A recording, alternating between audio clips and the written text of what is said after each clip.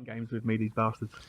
What's going on, people? We are Tottenham TV back here for another panel show, a star-studded panel, and we've got Ricky from Last Word on Spurs. How are we doing, Rick? I'm good, my boys. I'm good. How are you boys? You okay? Yeah, just going through the motions still. I'm still pissed off about the Ipswich game. Still pissed off about the Crystal Palace game. But we go ahead. I thought you were going to say still pissed off about the last 20 years. Yeah, pissed off about the last 20 years as well. But it is what it is. It's who we are, mate. And we go from there. But look, a return to the show to Mr. Sean Butler. Long time coming, mate. We've missed you. How are you?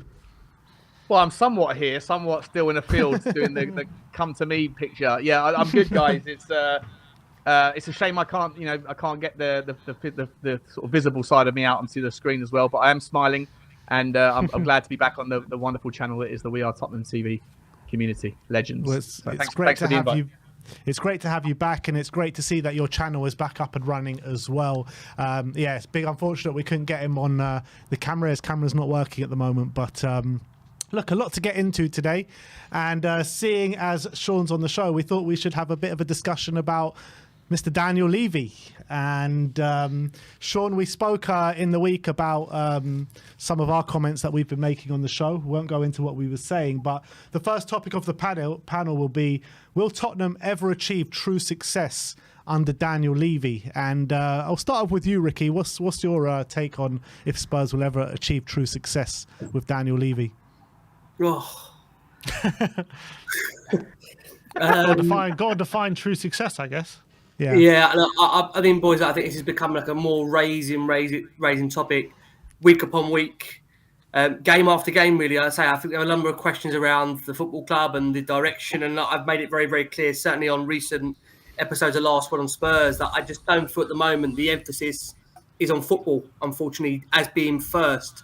And I think that is becoming more and more of a feeling even amongst the moderate fans that I speak to that have been very, very calm over the years as genuine Tottenham fans that I think have always tried to see the board in the best way possible. You know, I haven't jumped to conclusions, but I think it has become more glaringly obvious, certainly over the last, I would say, year and a half, that it just feels that the vision about football, maybe I'm being too generous by saying year and a half, maybe there has been a certain, I would say, diversion away from football being at the very, very heart and centric of what the ultimate focus about the club is.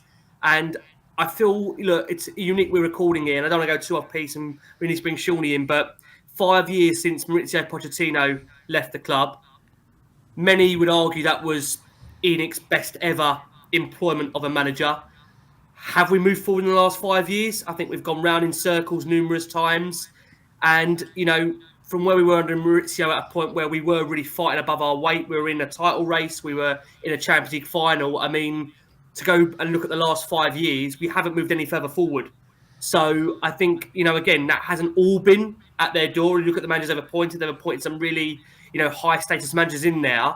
But I will go back to the point that unless you're going to be backing those managers with the sufficient tools, very, very hard to be successful. And I think that is, again, one of the downfalls where we look at the appointments that we've made over the course of the last 3, 4, 5 years. I don't think since Maurizio, the managers and even the present one have been given the necessary tools to be able to make Tottenham work as a football club on the pitch. Shawnee, what are you saying? Will we ever be successful under this man? I think you have to kind of reduce the argument a little bit to figure out, first of all, what is the consensus idea of what success is and what does it look like. And I think that, generally speaking, over the last 2.5 years that I've been in the community, I've asked that question a lot. You know, I've been involved in many debates about this, and I think that the kind of consensus is, or at least an assumed consensus, not just at Tottenham, but in fans across the Premier League, would say that a season with a trophy is deemed a success, and a season without one is deemed a failure. And to me, that just seems incredibly harsh, given the reality of the situation that, you know, only 5 teams have won about 90%. 91% of all trophies that have been won under Daniel Levy's era. And so you've got 0.1% of professional football teams that could ever consider themselves as having had a successful season. And even if you kind of fine tune that and look into the most successful teams that the Premier League or the English football system has ever produced, i.e. Manchester United or Liverpool, depending on who you ask and how you value specific trophies, then the very most successful teams of all time have failed more frequently than they've won if you are judging success on a season that predicates a trophy. And so on that basis, I think that the term failure or success either needs to be redefined or it needs to be taken into context. Now, with regards to Tottenham specifically, look, I know I take the other side of the oche a lot, the other side of the coin of the debate for the purposes of a good conversation. But I just think that it's also too simplistic an argument to put too much of the responsibility at the feet of one person when you consider the variables that are responsible for what does or doesn't dictate success or failure in a sport like football in the Premier League. I just think that there's so many variables that have a weighting. Some of them bigger, some of them smaller, that are going to be responsible. And for me, Daniel Levy, whilst a major part of that, and he is a big part of that, and the decision making, he's got a lot wrong for sure. And I understand why people would say that his focus and priority is on profiteering above football, and that's not okay with fans. But I think that the argument just needs a little bit more of a dialogue and a little bit more sort of regression into the detail before you can kind of allocate too much responsibility on whether or not we will ever be successful under Daniel Levy. To me, last thing I'll say on this brief sort of oversight of the topic is, as someone that has worked in businesses, big businesses, where my job is to hire and fire people along the way, in order to kind of justify someone's exclusion from the company, you have to kind of have 3 or 4 things kind of figured out. One is you need to know a complete and thorough understanding of what their roles and responsibilities are to be able to then justify or understand whether they've met them or not, whether they're doing a good job. Number 2 is be able to compare them and contrast them to their peers, so that you're not, you can figure out that way whether or not it's not them that's failing, but the targets that are set of them is too hard. And that, in the case of football, means we need to figure out who it is that is doing a better job than Daniel Levy, and what is their motivations, what sort of, what are the tools of their trade that they have access to, and do we have the same? Is it a fair comparison? And 3 is, if you understand that if you agree that the job role is still needed in the future, in the case of Daniel Levy, someone is going to have to take over the realm, right? Someone's going to have to be responsible for creating resources to give us the best crack at the job. Then who do you think can do a better job? And I've asked that question of staunch Levy outers forensically over the last 2.5 years, and I'd never really get a clear answer as to who it is that they want instead of Daniel Levy. And simplistic answers of someone who has ambition, that's an easy answer, an easy cop-out. How does that look specifically? How does that look in detail? And until I get that clarification, I'm not sure how you can really judge Daniel Levy as being a blocker towards success in the future, given the variables that are at stake. Man, I guess we got to understand what success is for us. And for me, what success is showing signs of progression year on year, realistically fighting for big things, or gearing up towards that, getting trophies along the way. I'm not saying that Spurs, to be successful, need to be winning trophies every single year in, year out, but at least a couple along the way, a couple every 5, 6, 7 years, like we used to when we used to be considered a cup team back in the 70s and the 80s, that kind of measure of success. And also when we were looking at when Spurs were on the cusp of success under the Pochettino era, I don't think many people would have had too many problems in the direction that the club were going in, and you could see that was definitely geared towards success, and we were literally on the cusp of it. But then we fell short. Lack of investment, moving stadiums, a lot of different factors why we didn't gain the success. And then we ultimately sacked Pochettino and then wasted all that money hiring and firing various different managers, different investments into different managers, and changing philosophies and all this kind of stuff. Well, we could have taken all that money, invested it into Pochettino, who very much deserved, and for the rebuild, for the work that he did, for the incredible work that he did do at Tottenham Hotspur over those course of those 4 or 5 years. So I think success at Tottenham looks like winning a few trophies along the way and fighting at the top, like we were under Pochettino. And it's not like it can't be done. It can be done. And I feel like the direction the club is going in right now, I like Postecoglou. I hope Postecoglou stays at the club.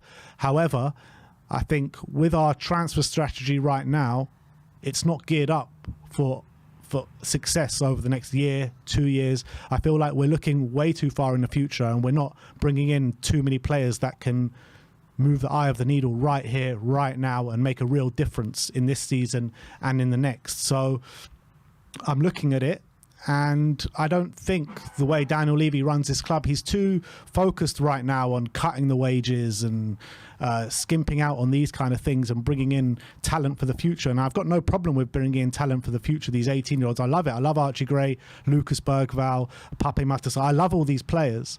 But when you're looking at the job that we did in the summer, it was clear what we needed. We all saying we need a six to come in. We need this to come in, a top winger to come in. We've brought in Wilson Odebear, who's had one season in the Premier League. We brought in Timo Werner back on loan that, you know, everyone was frustrated with last season. We've brought in Dom Solanke, who's the only one that's made a difference to the first team. Archie Gray and Lucas Bergvall, who, in my opinion, I don't think are ready to take us on to the next level at this moment in time. So it's all very well and good bringing in 18-year-olds that are going to make a difference, a real difference. I'm talking about 2, 3, 4 years down the line. But we're too focused on cutting the wage bill right now, and cutting the wage bill is no route to success in I don't disagree with that, Ben. I don't disagree with that analysis at all. I 100% agree. Where I would challenge you is, at what point does the responsibility of those decisions fall at the feet of the chairman, who's not a footballing expert, who doesn't necessarily know how to value a player? And I think that there is about 9 people between the manager and the chairman whose only job it is to identify talent and to consider value and context. And they might be working to a certain playbook, a certain blueprint, but ultimately, you know, Daniel Levy, I reached out to you, Ben, last week, didn't I? And said, do you guys mind if I do a reaction video to your take on, you know, the video that you said, proof that Daniel Levy doesn't care about success? Because I love you guys. I love Ben, love Brian, and but I just felt like it was a little bit lacking in context. That video that you used the guy in Hugo Lloris, who was one of the longest serving captains of Tottenham in my lifetime, and whose entire rhetoric was to distance himself from accountability for the culture of success at the club. If you are pointing the finger at the chairman, I understand it in general terms, like the CEO of Apple is responsible for the general mindset of why that business and brand is so wonderful to a degree. But you know, as a football, like, Daniel Levy doesn't have the access to the left back and the right back and to get into the ear as much as Hugo Lloris does. Hugo Lloris was captain of that football club, and to me, him, you know, chastising the obvious despondent, or the lack of despondency at not having success in the Champions League final, to me was like turkeys voting for Christmas. He's never going to take accountability for things that he is ultimately responsible for. And that brings me back to especially given the fact that when it comes to winning mindset, can you allocate that to a guy who walked off the pitch at half time, 5-0 down against Newcastle, and never put a glove on again for the club? Like, to me, I thought it was the audacity of that guy to sit there and chastise us and our football club for a poor mindset after what he demonstrated towards the end of his career was something that was palpably frustrating for me to see and to read. I would argue the same thing about Daniel Levy and how much responsibility he has. I know he's in charge of the argument of should we go young, should we go established, but when you're looking at the sort of coalesced argument that most people that hate Daniel Levy have for him is because of the price of Tottenham, the price of watching Tottenham, and then the lack of success that comes with it, when ultimately those players like Hugo Lloris, the wages of those players are the reason why the costs are as high as they are. At the end of the day, 50% of our revenue goes to players' salaries, right? And so you then factor in the 18-year-olds of the caliber of Archie Gray are costing 45 million, and he already sits in the top 10 list of the most expensive players that Tottenham have ever bought. Then I think that it's difficult to kind of to conflate the argument of you're buying for youth, therefore you're avoiding buying quality, and you're already factoring in, you know, almost perfection at 40 million pound for Archie Gray. I agree with you, Ben, on your analysis of the summer window. I just don't agree with you that it should be Daniel Levy that carries the can for that, when Ange Postecoglou and every coach, every scout was all on board with all of those players, according to the reports that we've read. Yeah, according to the reports. But, you know, we heard that back in the day, Pochettino was very happy with some of the signings that we made. I feel, I mean, I don't have this as gospel. This is my personal opinion. Pochettino was very public, though, wasn't he? About but I feel he's just. I feel like he's creating a mask for the chairman. I feel like this is down to the chairman with the caliber and the players that we're bringing in at the moment. I refuse to believe that Ange Postecoglou is sitting there in the summer and being like, we want a challenge for the league next season. That's Ange Postecoglou's aim, right, at this football club. He's been very clear in stating that. I refuse to believe that he's coming out there and saying, I want Lucas Bergvall, I want Archie Gray, I want Wilson Odobert. These 18, 19-year-old kids are the players to move the needle for me next season. I refuse to believe that. The reality is on that, boys, if I can just come in there. I mean, look, I think we all very much know that when we talk about players the manager wants to get, it's a committee-run thing when it comes to transfers. So the thing is, they all are going to sit down together. They're going to discuss targets. And ultimately, whilst Ange has the final say about yes or no bringing them in, at the end of the day, they are presented with a number of different players, profiles of positions, and they come to that agreement. And the reality is that where Tottenham are right now, and Daniel Levy has been public saying this, we know this is true, the club are seeking investment, in his words, to enhance both the men's and the women's first team. Now, the reality is that I think we saw stat come out from the Athletic the other day. I think the women's investment now, I think they're 16th in that league in terms of the nature of investment when you compare it to the other respective women's teams that have been formed and the backing they've had. Spurs are at a point now where they've made it very abundantly clear they would like investment, they're seeking investment. And that's why I do feel now, at this moment in time, fans aren't going to want to hear this. I don't think Spurs are going to be major players in any form of transfer fields at the moment until that respective buyer or that respective investment comes into the club. Now, I think the reality is that Spurs have gone down the win now approach with both Jose Mourinho, Antonio Conte. It but never did we worked. though, Ricky? Did we go down this win now approach? This is what I'm coming to. I think the thing is, when you show us as supporters you're going to bring in these managers, the reality is that it's all very well bringing in win now managers. You've got to buy them win now players. And Tottenham didn't do that. They didn't follow the course of what those managers needed to have in terms of tools to be able to get the club forward. Now, you could also argue, just on the point of this discussion, that sacking a manager, I think 4 days before a cup final, who leads you to a cup, which many would deem as success, to sack him sounds absolutely crazy for what we're led to believe was around the fact that it would save them a couple of million in terms of the league position and in terms of a potential contractual clause in Mourinho's contract. Again, this is what's been alleged. I can't say it's true or factual. This is what's been alleged out there. The reality is that, as we've seen, Spurs, and again, many have made this point with Conte when he went on that infamous rant after the Southampton game in the presser. Whilst many would say it was, utter disgraceful about how we went about that rant, I think there's a lot of elements in that rant which was very, very true. Tottenham have changed everything in the last 20 years. They've changed the players, they've changed managers, they've changed the coaching staff, they've changed the directors. The only one constant in the club has been Daniel Levy. That has been the one remaining constant that has always been there. And whilst I do agree with Sean and a number of things he said about, there's only so much you can attribute to Daniel when it comes on the footballing sense of things, because, again, he's leading on people around him.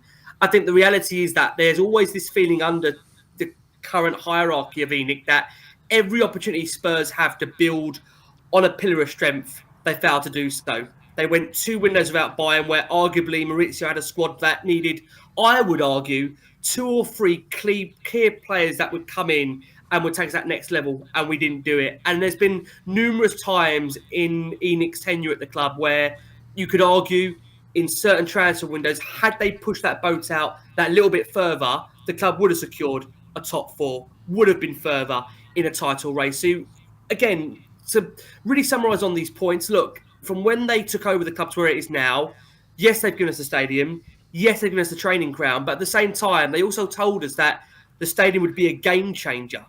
I left White Hart Lane in a title race. I'm currently seeing Spurs just about in the top 10.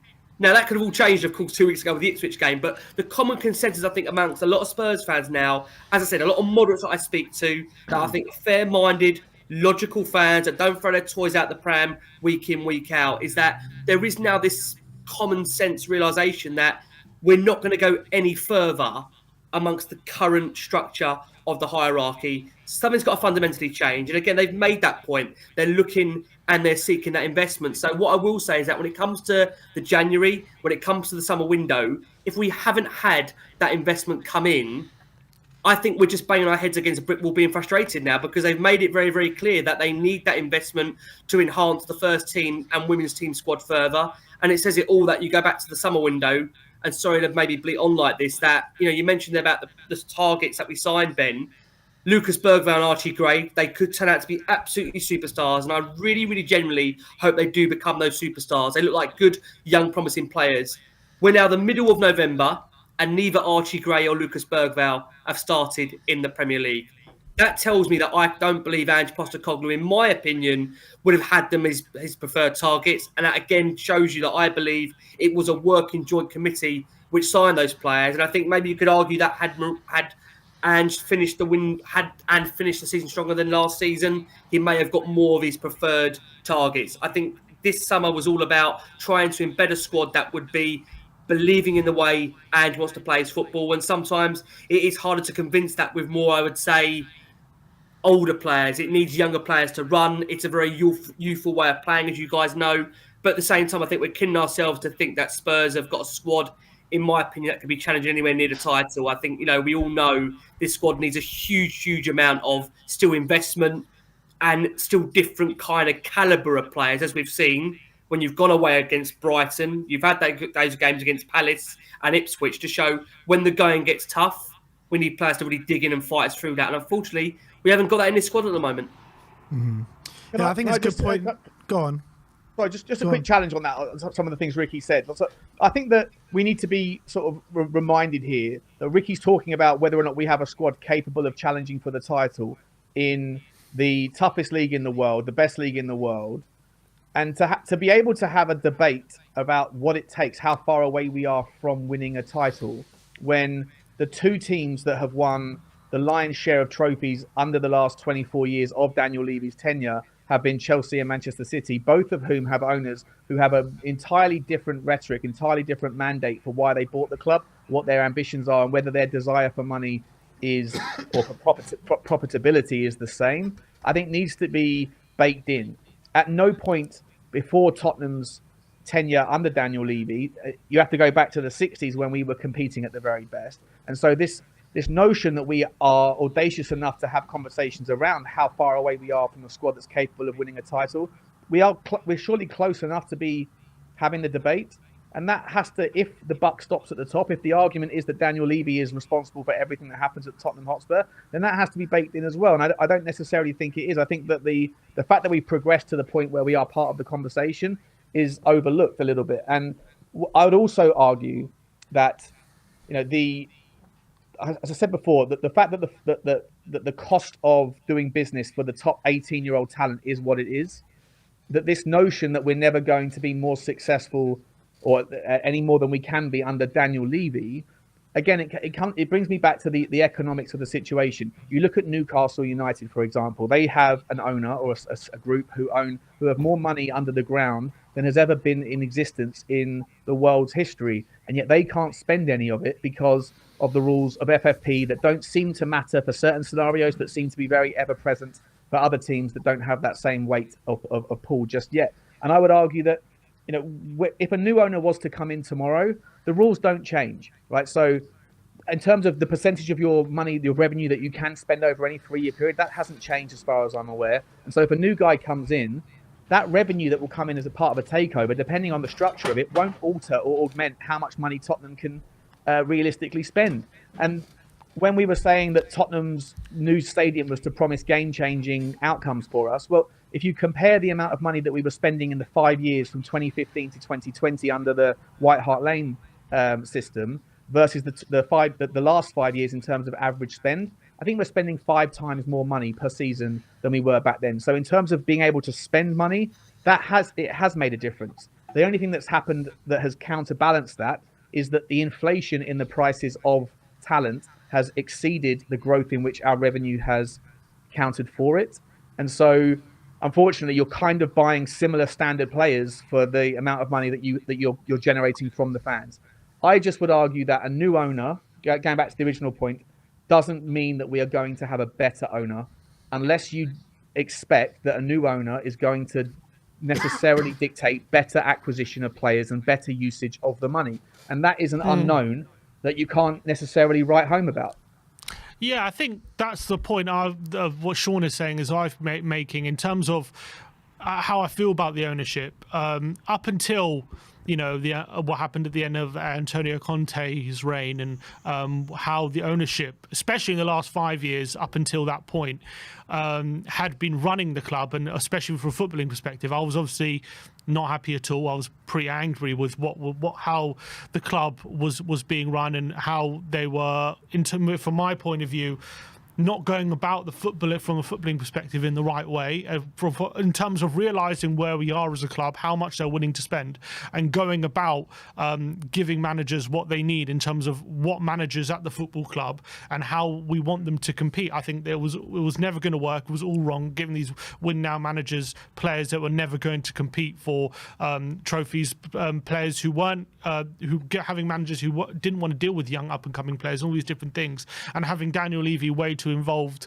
in footballing side. Now, we've called for a lot of things ever since Antonio Conte left at that time. We wanted to invest in the youth. We wanted to have a more holistic approach between recruitment and the playing style. We wanted a more entertaining playing style as well. We wanted a younger squad as well. And I think ever since Conte's left, and since I'm not saying everything's been perfect, but I look at the squad now, and there's very expensive players throughout the whole team. There's 50-60 million pound players pretty much throughout the whole squad and throughout the whole 11 we have. We have a much younger team, and we're investing in youth in a way which, down the line, if Maddison wants to leave or if this one wants to leave down the line, we're not going to be as worried about it, because we've got younger players who are ready to step in. Whereas beforehand, it was we were kind of chaining ourselves to players because we were just so scared of using them, because we had to think about replacing them through expensive acquisitions or whatever, and we weren't thinking about the future with their younger players, which I think when you look at the squad now, Bergvall, Gray, Lancashire, Moore, a lot of good young players who I'm really excited about with the future, and that's what you need, I think, when you're building a squad, and you need to be looking to the future. And I think obviously with Ange here, well, you say whatever you want about him, but obviously the style of football is a lot better to watch, and I'm definitely enjoying that as well. And as much 100%. as yes, we're not there yet when it comes to challenging for a league title, and I accept that.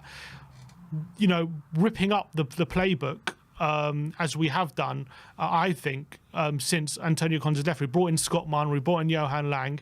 There's definitely a bit more of a separation between Daniel Levy and the footballing side since then, in my opinion. I'm not saying everything's perfect now and we're all set for success, we're bound to challenge for league titles because of what we've done. All I'm saying is I'm a lot more content with the direction we're going in since Conte's left and what we've been doing since Sanchez's come in than I am beforehand. And look, do I think, are we set for success? Whatever you mean by true success, are we definitely going to challenge for a league title and all these different things with what we're doing? I don't know about that. Probably not. But, beginning of the season, we were saying, win a trophy, be in that top four. Is this squad capable of doing that? Can we win a Europa League with this squad? Can we get into that top four with this squad? I think we can. I think we've got a good team here. I really like the players that we got in our squad at the moment. Is it perfect? Can it be improved upon? Is there holes in the squad? Yeah, of course. This squad's not perfect. Did we need more in the summer? 100%. But as I say, we brought in Timo Werner right at the beginning of the summer. Was that on Daniel Levy's instruction, or did Ange ask him to do that? Ange was very clear in the summer that Wilson Odebear was someone who we targeted straight after Solanke because that's what we wanted.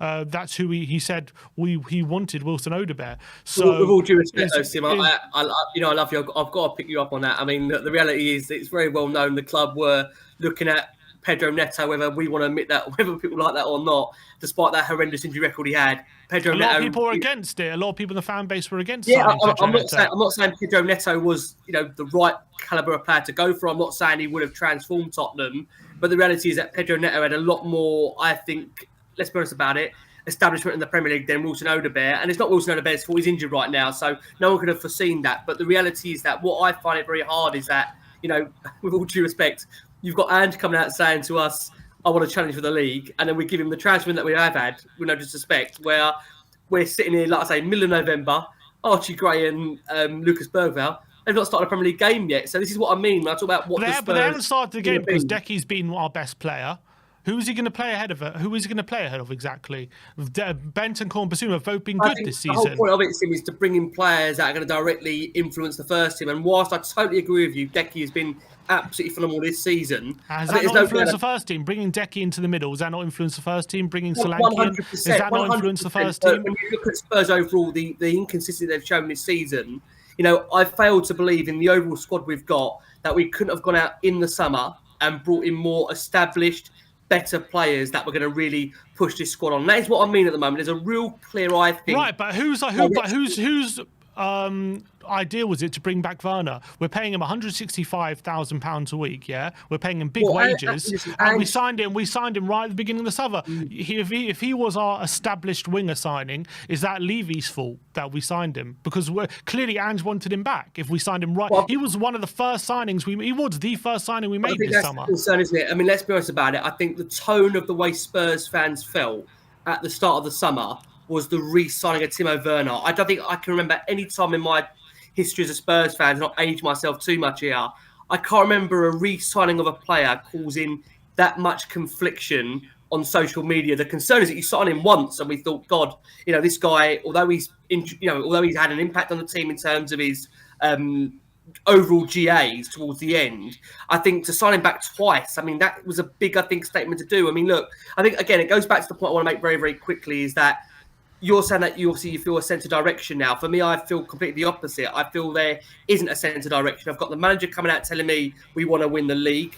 With all due respect, goes back to Shawnee's point how hard that is to do now. I don't think Spurs can win the league. I love that ambition, don't get me wrong.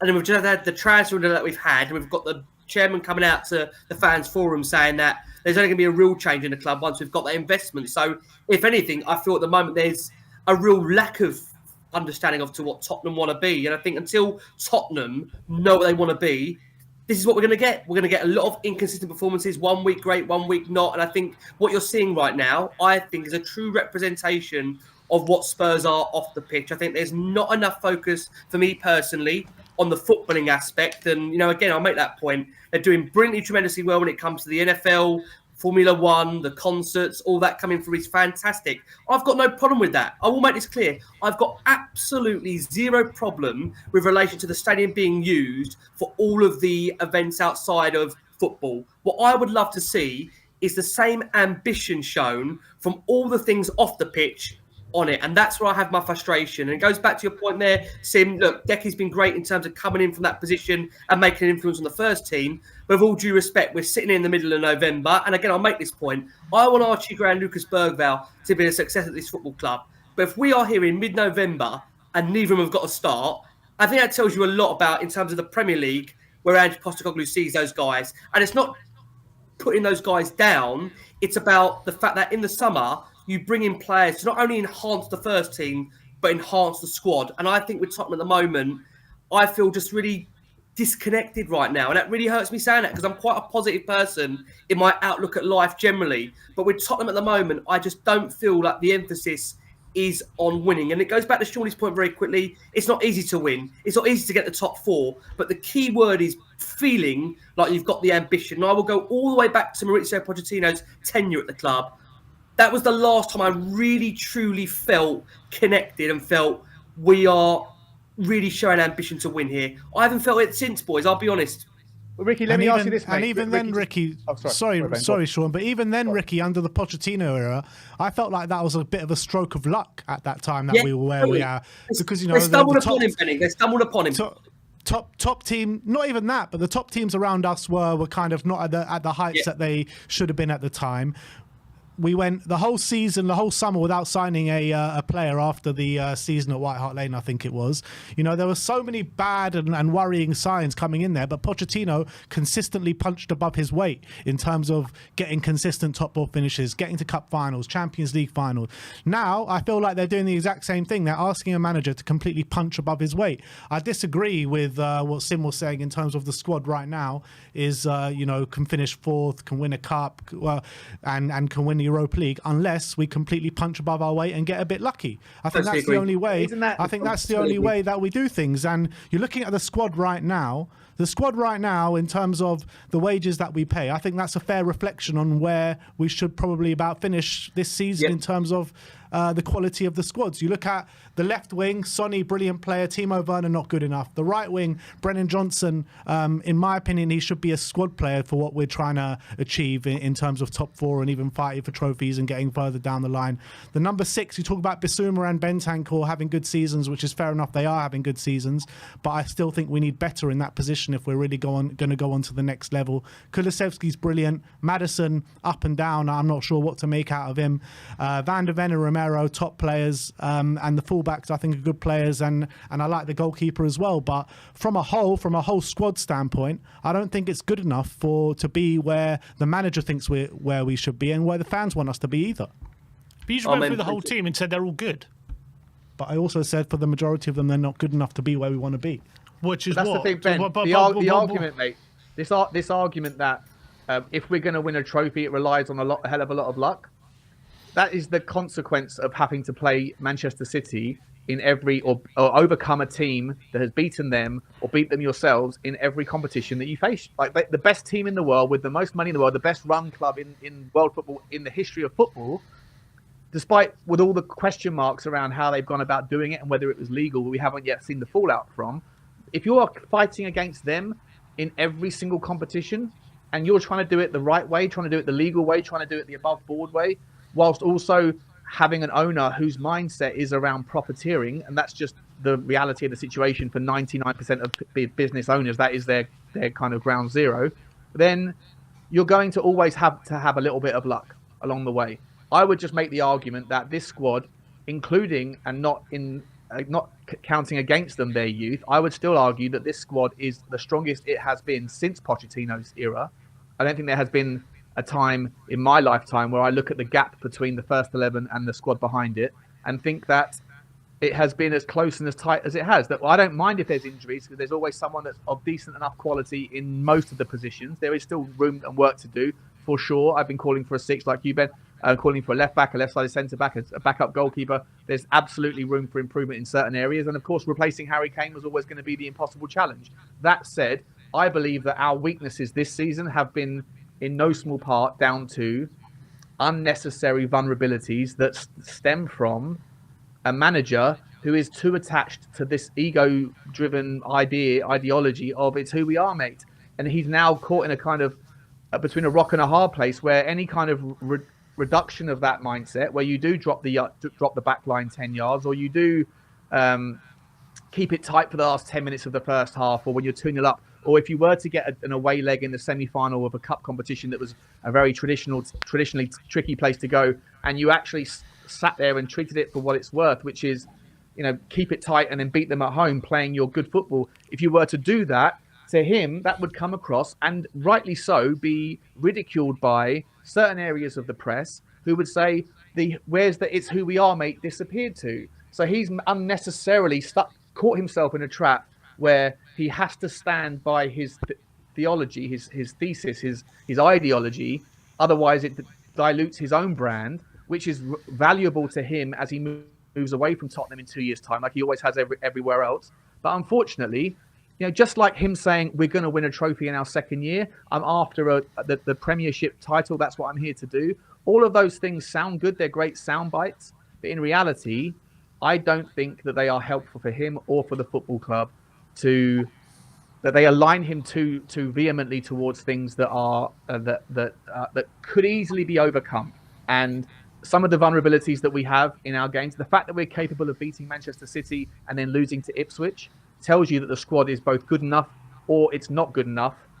And we were either lucky in the first game and relevant in the second, or we were relevant in the first and unlucky in the second. But either way, to me, I land on the former. I think that it's Ange Postecoglou's stubbornness that is unnecessarily going to hold us back.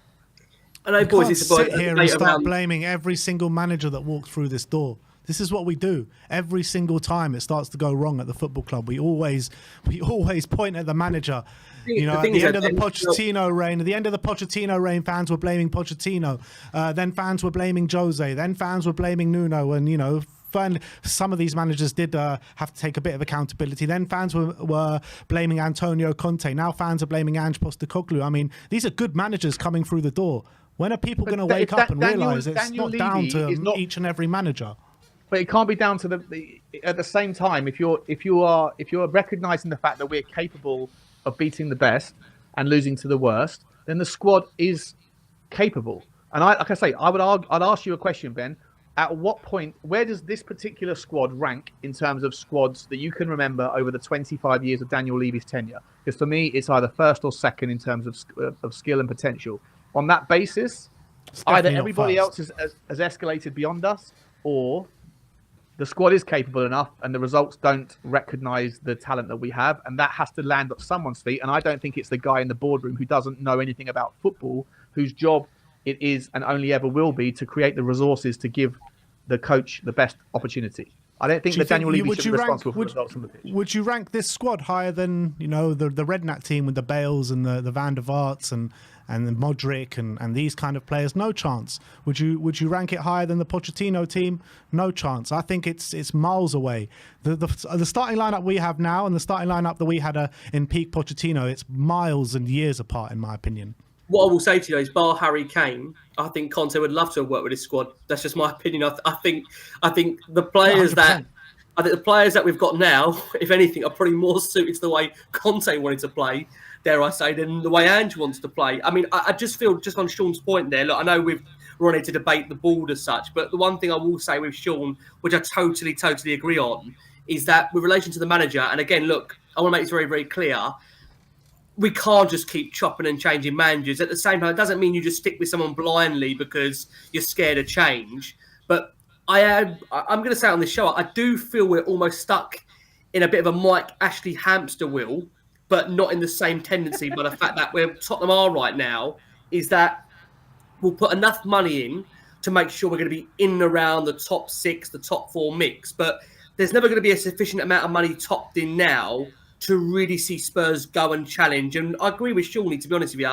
Very hard to do that anyway with the teams that are up there. But I just feel now we are pretty much, this sounds awful to say it, we are just existing at the moment until that investment comes in that can take the club forward. And I feel the players know that, hence why I think Romero probably, as we can see, his head hasn't really been here since the start of the season. He's probably angling for a move at the end of the season. You've got Dragashin's agent coming out every day. My God, I know I waffle, but bloody hell, he's rivaling me the way that bloke goes. I'll tell you. I mean, every day there's an update. I've never known he a ain't daily got a update. touch on you, Ricky, mate. He ain't got a touch on you, mate. A daily update of an agent. Every day there's like another update. I've never seen it in my life before. Incredible. What do you guys think will actually change, though, with if someone comes in and gives the club 500 million quid? What do you think will change? You know what, Sean? I just think it'll be the feeling around the club. But for me, I think there's just a general feeling, not just amongst fans, I think amongst a lot of staff that work at the club now, that know in itself, this is pretty much at the moment what it's going to be until something dramatically changes. I make that point, as I said at the top of the show, they went for the respective, that term, win-now managers, and that win-now managers did not get the respective backing they needed nor the tools to be able to succeed. It was absolutely pointless, really, when you think about it. We sacked Pochettino, and then we still didn't really give the rebuild in terms of the tools required to either Conte or Mourinho to fix the issue. We sack a manager 3 days or 4 days before a cup final where you had a chance to actually put a trophy in the, obviously, in the trophies cabinet for Tottenham. And I just think where we are now as fans now, there's a common acceptance that we are now waiting, as I said, existing for some form of investment to take the club forward. But I must just quickly say on the manager, to go back to Shawnee's point if I can, look, I think with the players that he's got there, we are a lot better. Forget the table position than the points represent. Really important I say that. Forget the position of the table because, you know, a win against Ipswich would put us up to 3rd. But if you look at Tottenham's points taken in the respective games so far, we're a lot better than that. And again, I'll make that point, Ben, as you said in the previous shows, we have got a very hard run of fixtures coming up, and it means Spurs are going to have to claw points at places where they may necessarily wouldn't go and typically claw them. Doesn't mean they can't do it, but again, I know Sim is itching to come back in on this point. My worry is, Sim, that the inconsistency of this Tottenham side worries me. And if I'm going to be honest with you, look, I'm a positive-minded person. I don't see that massively changing, which is my concern because it's a young squad, it's players that are developing. And my worry is, will he get that consistency in this process up until December, January? Because we know what Daniel Levy's like.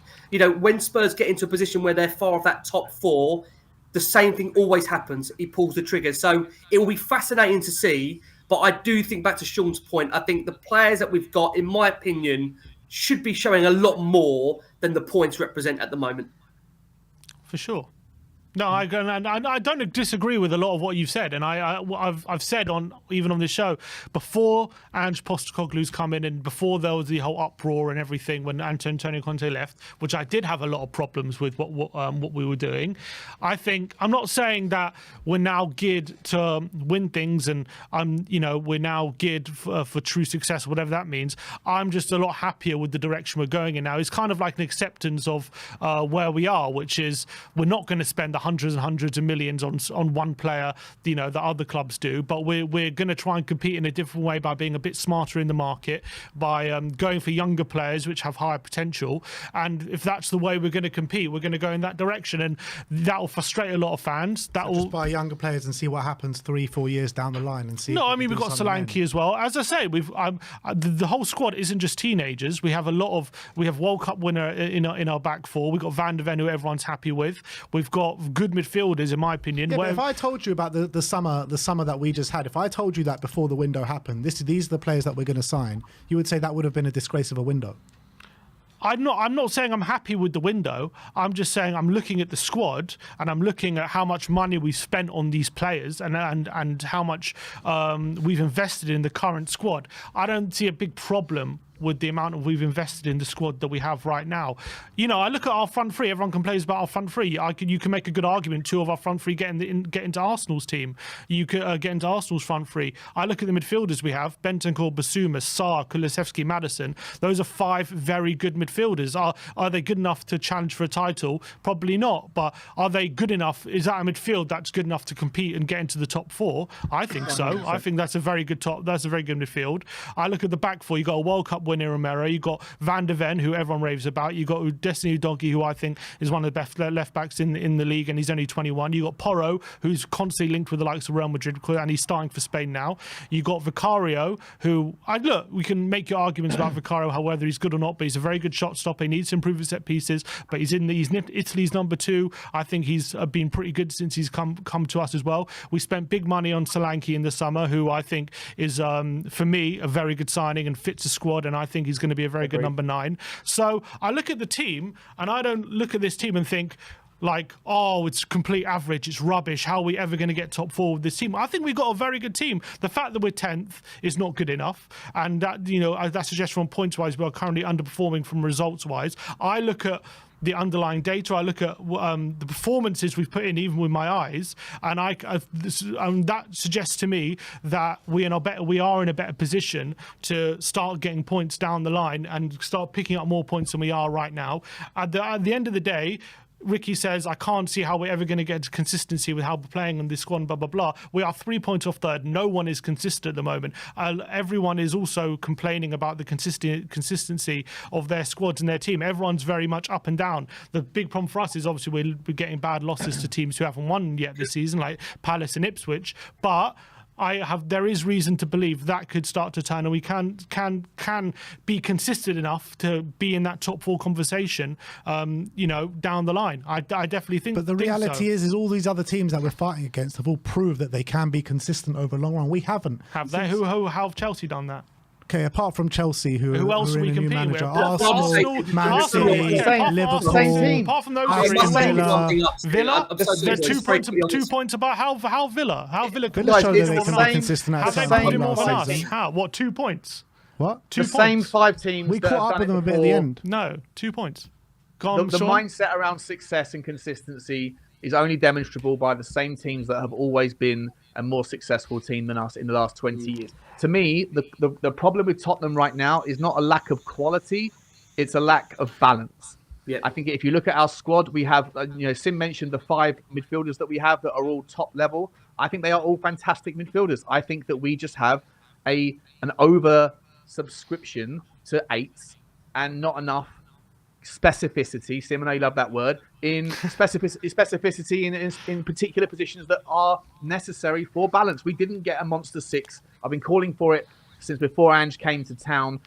Ever since Ange, it's been crying out for someone who can sit there and protect that back 4, especially when you have fullbacks who, for the most part, are probably capable of defending with strength, but because of the requirements of the role, get caught out of position too much and can't always get back. And when they do, they're exhausted. They're just exerted a lot. A sprint for 10 seconds, then their decision making can be bad. You're seeing a lack of balance in the decision making of players like Romero, despite his escalation to vice captaincy. He still has that kind of that hot moment in his head that presents himself with injuries or red cards too much. I think that there is the quality isn't a problem within the squad. It's just the lack of balance. We have right now gone after too many youngsters. We don't have enough maturity and enough leadership in the squad. If we could just blend the ideology and the approach that we've taken with the version of football that we're playing, but just have a little bit more balance. If Ange could throw in a little bit more defensive balance into the mix, if we could throw in a little bit more security with our midfield selections and our transfer targets, and a little bit more balance in terms of the age profile, then I think that Tottenham will be absolutely fine with or without Daniel Levy. I don't think Daniel Levy is the problem, and I don't honestly haven't heard an answer to the question, what changes with a new owner that you guys are so certain will happen just because they are someone that isn't Daniel Levy? The question isn't about getting a new owner or not. The question of this topic was, will we ever be truly successful with Daniel Levy as our chairman? And I just genuinely believe we won't. And the only way that we are truly successful with Daniel Levy as a chairman, if we strike really lucky with Pochettino and we somehow end up getting over the line. I think it was a complete strike of luck, the era that we had under Pochettino. That's what I genuinely believe. So I think so as well. I don't disagree with you. I think getting to the Champions League final in 2019 was probably the worst thing that could have happened for Tottenham in terms of resetting expectations. Suddenly we were a Goliath in the eyes of the fan base. And then from there, everything following was a disappointment. But it was we did leap miles ahead of where we were in reality at the time. But I also think that Pochettino gets a green light and a whitewash of his behaviour after the fact. I think that people are very quick to forget. He was asking for the sack. It was at the pre-match press conference leading up to the Champions League final. The same Champions League final that Hugo Lloris chastised the football club for commemorating with a watch that it was engraved with finalists rather than winners that would have equally been... That's what you call loser mentality. Listen, I think it's actually something that would be a you're damned if you do, if you're damned if you don't analysis, because I think if Daniel Levy, if that story leaked after the fact like this one has via a player, as far as I'm aware, that story was never brought to our attention before now. 5 years later, we find out that a sponsor brings along the idea of commemorating an achievement, and if he waits for it afterwards to find out the results and then gets it engraved and we lose anyway, then the whole thing is ruined, and that will get ridiculed if it gets taken out. That's Spursy. If you engrave winners on the presumption that you're going to win the cup and then we don't, it's going to be called Spursy. If you leave it unengraved, then it's even laziness and not even commemorated at all. And it's going to get put into some safe somewhere alongside the 50 other watches that millionaire football players have. And so it's an irrelevant gesture. To me, the idea that non-commemoration of it was more valuable than commemorating it, and that commemorating it in some other version, some other event would have been better. I think it's a nothing burger of a story. But for me, Hugo Lloris is the guy who is more ingrained in the culture that he was criticizing than anybody else is. And Pochettino, who was responsible, quote unquote, for getting us there, in the pre-match press conference, was twerking for a different job. I'll tell you what, as soon as that job was over, sorry, one last thing, sorry, Ricky. As soon as that season finished, next season, his attitude, his arrogance was like abundantly evident to me, to the point where I went to the Bayern Munich game that year. We lost, I think it was 7-2, and he was doing Ange Postecoglou tactics, where we had, by the end of that game, 9 forwards on the pitch from memory. And I said to my dad at the time, I was like, he's asking for the sack. The answer to being beaten when you're putting out 7 or 8 attacking players on the pitch is not to completely abdicate defensive responsibility. And I think that's what Pochettino did then. And I think to a degree, it's what Ange is doing now. You have to maintain balance in your approach to football.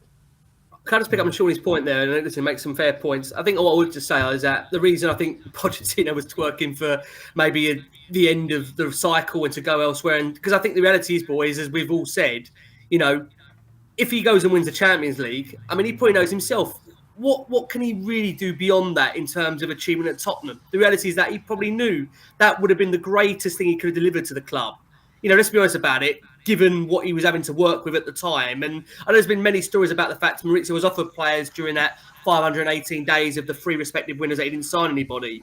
But I would love to know the calibre of players that he was offered, because Spurs at that time had a very, very good team.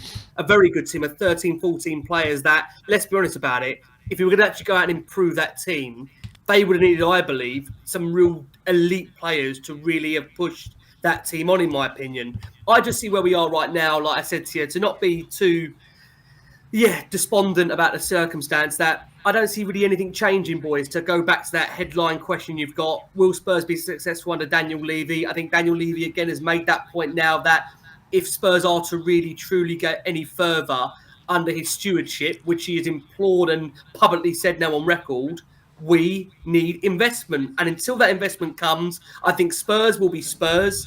I think managers will look at Spurs in the context which it is with Tottenham, where as a club, we have this cycle to really churn through managers. And the thing with Maurizio, Ben, you made this point, I think Spurs were very lucky. They stumbled across a man that, let's be honest about it, just got the squad in terms of being able to gel those players together. And there's no coincidence in the last 5 seasons, all we've really done is gone round in circles and appointed manager after manager and never quite actually backed them fully in terms of what they needed. You go all the way back to when Jose was here, wanted Skriniar, we gave him Rodon. Conte was here, wanted Bastoni. We gave him Clement Longley on loan. There's so many examples. Go to every single manager, there's examples of that. Every single manager. There's examples of that. Nuno, bless him, didn't get a chance to put a player where he wanted. He was too busy sacked before he even had a bloody chance. So the reality that we find ourselves in really is that everyone wants to follow a project, wants to follow a vision, wants to feel that we're going in the right direction. But what we see really from the outside now is that, unfortunately, football is no longer first. And that's really damning, but it's very, very true, boys. The reality is that there's more, I think, of an emphasis now in terms of NFL, which I'm sure, breaking news to come, I'm sure there'll be a Spurs NFL team, and I've got no problem at all with that whatsoever. Again, all I've said consistently in the last, I think, year and a half is I would love to see the ambition matched on the pitch for what it seems to be off the pitch. And again, it makes my point that, again, when you look at the transfer windows, really, I think 3 years ago, and again, I go back 3 years ago because maybe this is an unfair judgment as of now, but if someone said to you, you're going to lose Harry Kane and replace him with Dominic Solanke, people would have gone absolutely crazy. And that's not me doing down Dominic Solanke, because I think Dominic will be a really good player for the club. I think I've seen really good progressive signs this season that he is really linking up and,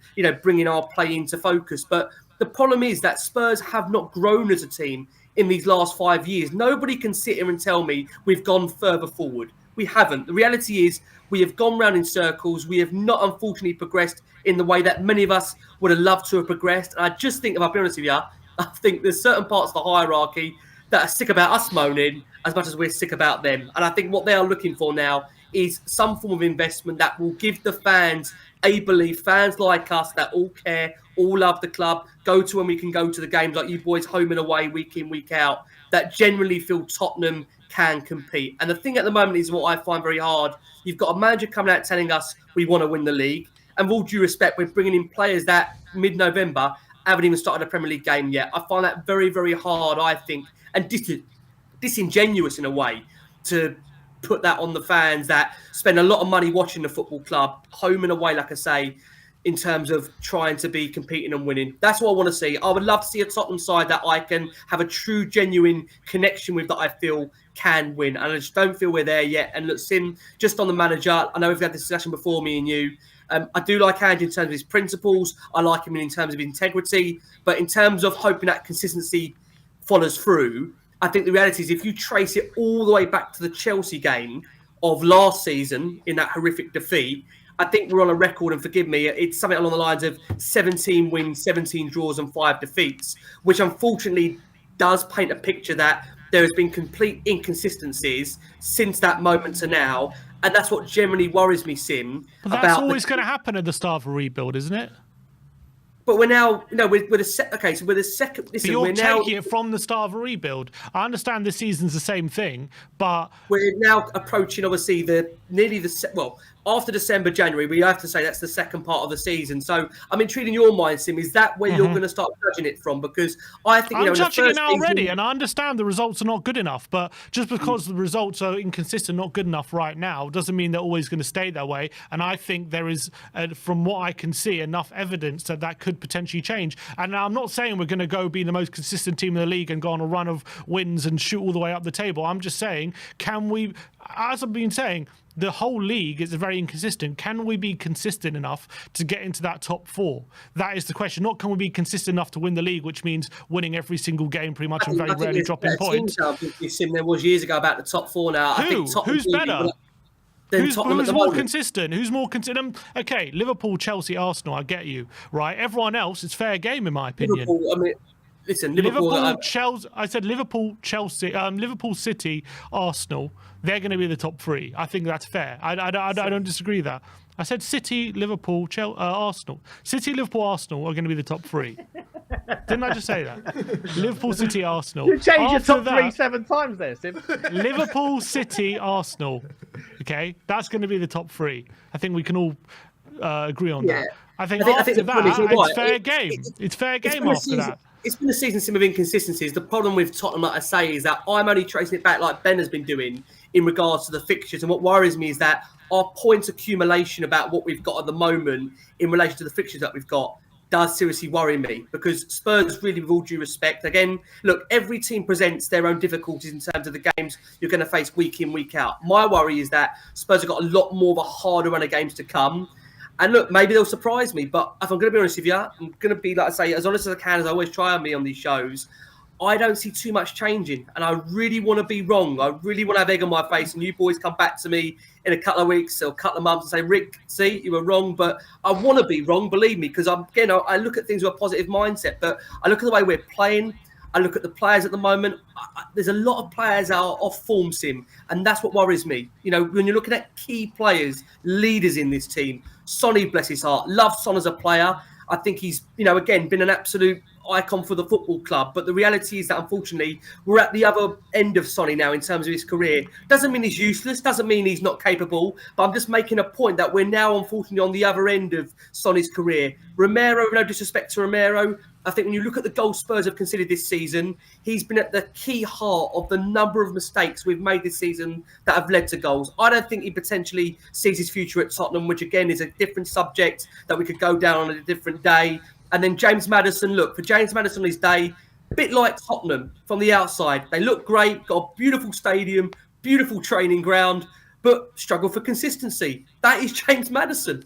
And it worries me that when you're looking at the key players, the key fundamental leaders, we call them, in that changing room, the nature of their inconsistencies worry me when you then translate that back to the squad of what we're looking to be. And that's what gives me deep concern. Ricky, just I'll be very quick on this rebuttal.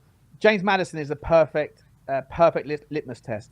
Everybody that is the staunchest Levy out person that I know in this community was delighted when we signed James Maddison, and the initial reaction was, that is a statement of intent. That's the sort of signing that we have been lacking, etc. And he has flattered to deceive. He had a good first 10 games. He got injured. He's come back, and he hasn't really been the same player since. If you ask Leicester fans, they will tell you that is the James Maddison that they became very familiar with, a guy that had hot patches, but ultimately was inconsistent. And he is a perfect example of why I would say, I agree, and I'm on the same page of all of you guys with regards where we are at and the inconsistency and how frustrating it is and how we have stagnated over the last 5 years. I would just argue that the title of this show is whether or not Daniel Levy, I guess, is fit for purpose and whether we will ever get the success that is necessary or that we all want to see. And I would say that James Maddison is a perfect example of why, if a football club was to listen to its fan base and do everything they always want at every junction, then they would be out of business very, very soon. I just think that you can't please everybody all of the time. And as an owner of a football club where emotions are always at peak, I think that you will have flip-flopping and you will have opportunity bias and you will have people that just go whichever way the wind is going to suit the narrative. James Maddison was something which was universally accepted and welcomed. And now people are playing Monday morning quarterback and saying, well, that's another reason why Daniel Levy screwed up. And I just think that he wasn't probably responsible for him in the first place.